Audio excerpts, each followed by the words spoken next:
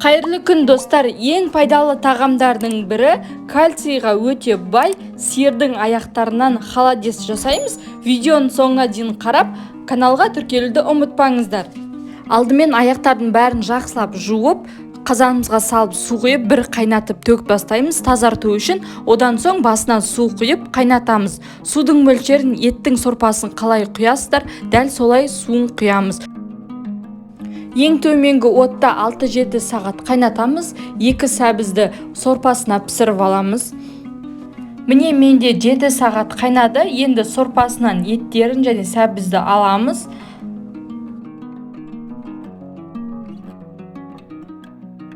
Және бөлек ыдысқа сорпасын 2-3 рет тазартып сүзіп аламыз, себебі майда сүйектері болуы мүмкін. Енді холодецті жинау үшін укроп, 5-6 штук чеснок, дәміне қарай тұз және бұрыш қажет.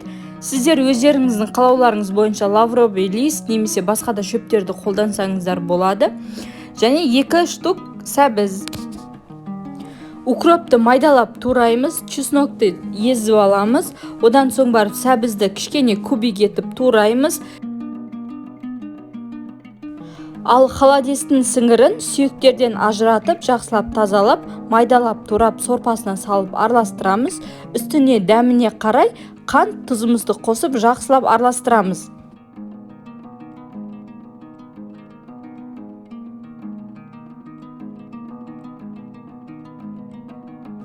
Енді холодецті жасауға ыдыстарды аламыз. Морозилькеге сиятын ыдысты аламын. Менде осындай 4 бұрышты контейнерлерді алдым. Ең алдымен контейнерге бірінші сәбізімізді, одан соң оның үстіне укромымызды барлығына бөліп саламыз.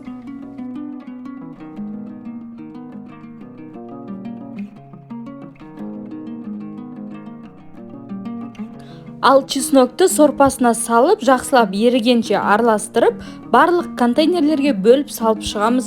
Барлық контейнерге бір келке етіп салу қажет, сорпасы да еті де бәріне бірдей болу керек.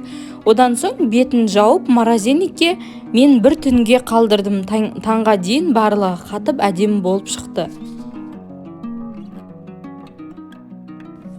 Міндетті түрде осы рецептпен жасап көріңіздер. Холодец өте пайдалы және кальцийге мол тағамдардың бірі, біздің үйдің сүйікті тағамы десек те болады. Міне холодецтер дайын. Қолдау көрсетіп каналыма тіркеліп қоңыраушаны басып қойыңыздар. Астына өз пікірлеріңізді қалдырыңыздар. Астарыңыз дәмді болсын.